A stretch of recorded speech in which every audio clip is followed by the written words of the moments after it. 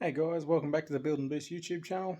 Tonight I'm just going to go through a couple more things with the LS. Just going to mark the conrods and start disassembling all that, get the pistons out, get the crank out, and just get this block ready to start deburring and cleaning up. So we'll run you through that. I'll put this on time lapse and show you what I'm doing. This is the die grinder I'm using, little Dremel. Not expensive, it's like $50. I think I paid about the same for this little bit on the end of it. It won't focus. Anyway, you get the point.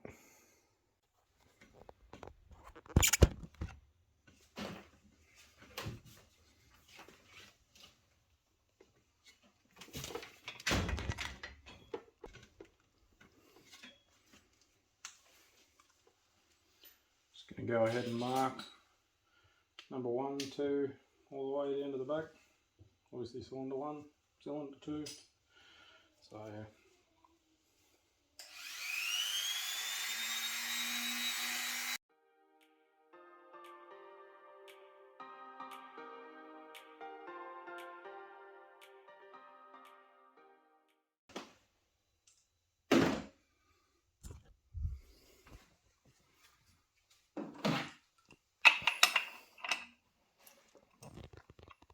As you can see, I just etched it in there lightly, nothing too major. Just enough so it's not going to get washed off when I clean everything up and have it all disassembled. I'll keep them all. I'll unscrew the cap, knock the piston out, put the cap straight back on there and put that aside, and I'll just stack them all up and we'll go from there.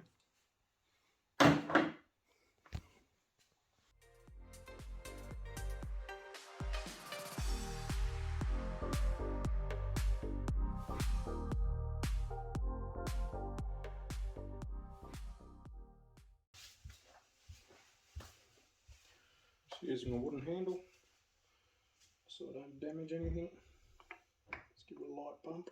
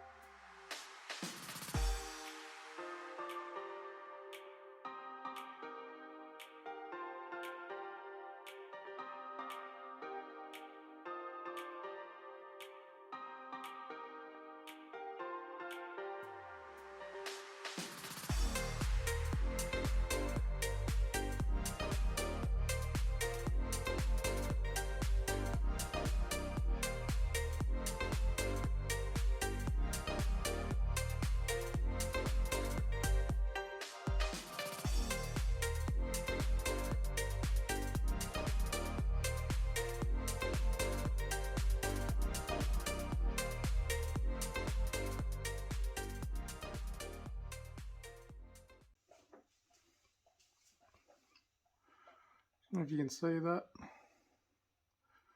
Not really a bearing expert, but it looks pretty good to me. I can't feel any of those grooves or anything. I'm pretty happy with that. I'll consult with some professionals, and yeah, there's a good chance I'll probably end up just reusing those. So there we go.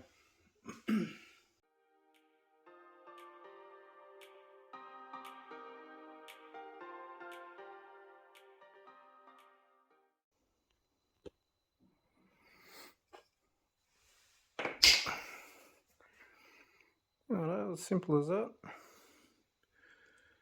Can't see any big marks or anything in the crank. bit of stuff might have gone through there, but I can't feel it. There's no gouges or, and I'd say there's a bit of contamination, especially on that little bit there. But yeah, I run the fingernail across that, I can't feel any of it. It's very micro scratched. I would say that there's a good possibility that those main bearings will be good too, which I'm hoping, so I don't have to wait around for parts or whatever. If they're all good, I'll just reuse them. Just get a whole new set of bolts, studs, and new conrod bolts. I think conrod bolts weren't that expensive last time I built my last motor. Might have been about $80 a set. These are, I think they're about 150 or $200 a set maybe for some OEM ones. Don't know whether I go the ARP studs so I can just pull it apart as many times as I want and reuse them, but if I do that, then I should be getting the tunnel line honed again like I did on the last one, and then that's just more mucking around with bearing clearances and all the rest of it. So I don't know, I'll have a think about it.